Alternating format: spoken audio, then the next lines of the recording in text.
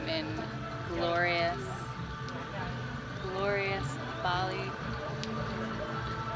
at the Jungle Fish, and I hope that I can get this done before the storm comes in, because it is ominous, but that also means that the lighting is very, very good. Thinking about getting in the water, see if I can manage it with a selfie stick in my hand and notes. What do you think?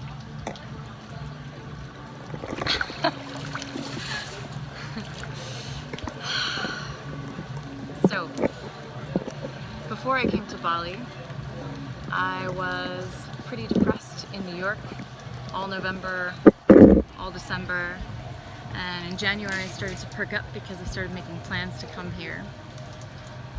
The thing about me and being depressed is that when I have a really hard time telling people what I need and how they can help me. And people want to help.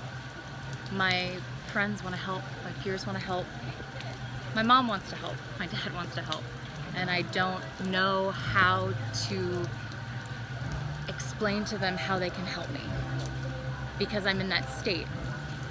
If I'm not in that state, I probably have plenty of things I could say, but then I don't need that much help. So I wrote a list, and I thought it might behoove you to make a list. It could be one of the things that comprises, let's say, a manual for you, or operating instructions for how to love you. So that when my friends say, how can I help?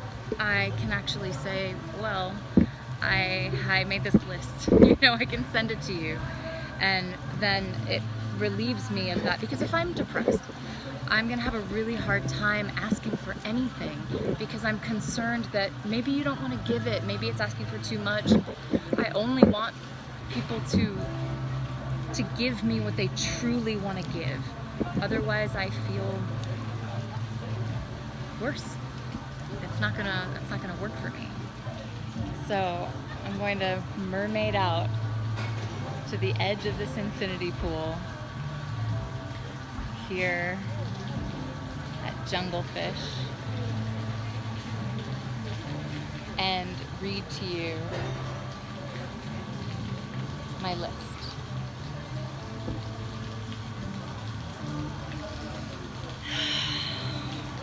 Maybe a little further. Ready? So, 1, they can come and pick me up and take me to yoga because I need to move my body, but it is so likely that aside from getting myself to teach class, I haven't practiced for myself in probably months, is, if I'm honest, the real case. Another is that we could spring clean together. And spring cleaning is a Mama Gina exercise, which I'll go into in more depth, and I go into in the episode with Lee Noto. We actually do in our part 2 a spring cleaning together. So if you want to know how that goes and really feel into it, we do a full one, each of us, on a topic that is on our mind, that we're struggling with, that's bothering us. It's a way to cleanse, right? It's a spring cleaning. And it's a way to be witnessed without feeling like you have to take advice or you're asking for advice. I guess I can go a little further out. How's that? A little more jungle? I do enjoy eating and I do enjoy cooking, but it's likely that if I'm depressed, I'm not doing any cooking. But if you come over, I will cook for you. So my friends could come over for a meal and then I'll cook and I will nourish them as they are nourishing me with their presence. You could take me on a surprise adventure and maybe you pick me up from where you know I'm going to be and then tell me how to dress because you know I want to be dressed properly for whatever adventure we go on. Yeah, and spirit me away. Take me on the subway. I don't know where we're going, but I'm dressed properly. That's really important. So you have to tell me how to dress properly. Another, because I love clothing so much, would be to let me style you. So I'll come over, I'll look in your closet, I'll see what makes you feel good, and I'll style you. Another would be, and this is something that Tiana said she was planning on doing just in general with her friends, not just when they're depressed, but that's something that she wanted to do, is ask me what I'm having the most trouble with. And then maybe you could just join me for it. I might not necessarily need your help, and it might not be something that you can do. It might be something that, it probably is something that only I can do and I can't outsource. But if I have your presence, if you're witnessing me, it's incredibly likely that I will get that thing done just with the accountability of you there. You don't need to stand over me. It doesn't need to be a teaching moment. Just your presence would be incredibly powerful.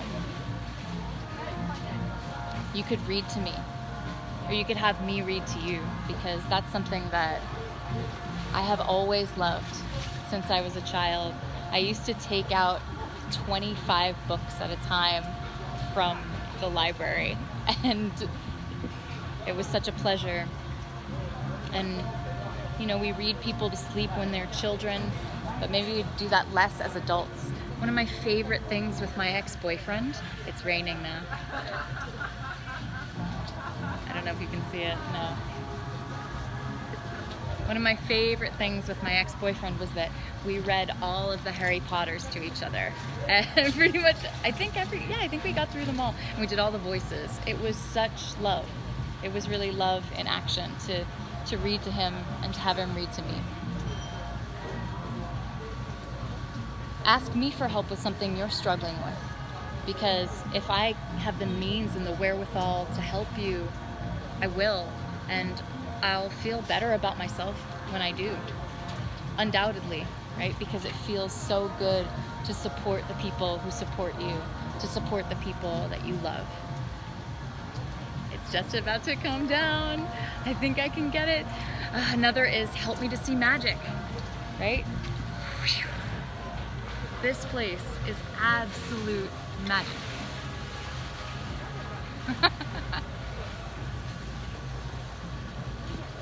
And there's magic in every day. There's magic in little gestures. There's magic in tiny moments, in bits of nature. And if you help me to see it, that will help. That'll be something very real.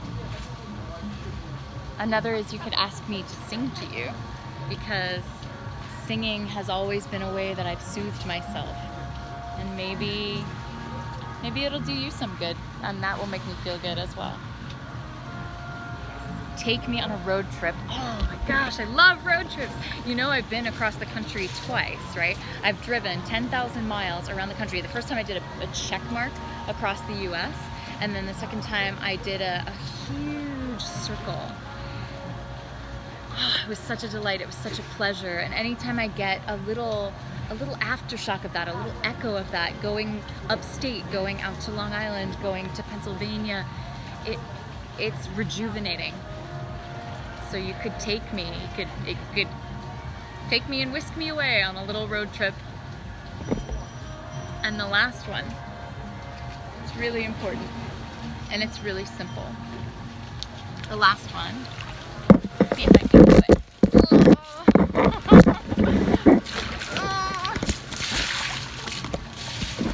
The last one is you could sit with me. You know? You could just sit with me. And we don't have to be doing anything. There's nothing required. We could just sit together and keep each other company. That's what my friend Margarita has done with me a lot. She also makes me laugh, but that's not required. It is great medicine. but it's not the only medicine. We could just keep each other company. I think, oh, we are so starved. We are so starved in our society just to be witnessed, just to be together. So that is the final way that I thought of on this list that is now wet with rain and cool, that people could help me. And I could call it how to love me when I'm depressed. But maybe depression isn't your demon or your task in this life. Maybe your task is anxiety. Maybe your task is overworkedness. Maybe your task is burnout. Maybe your task is an illness. And the people who love you, they want to know how to love you best. So if you make them a list, how to love me when I'm anxious, how to love me when I'm burned out, how to love me when I'm depressed, how to love me when I'm feeling insecure, it's basically saying, this is how to love me when I feel unlovable. And that is a great gift that you could give them. So, from absolutely glorious Bali, Indonesia,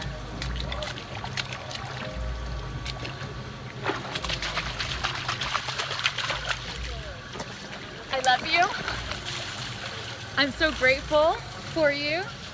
And I'm gonna do one more little spin because it's just delightful.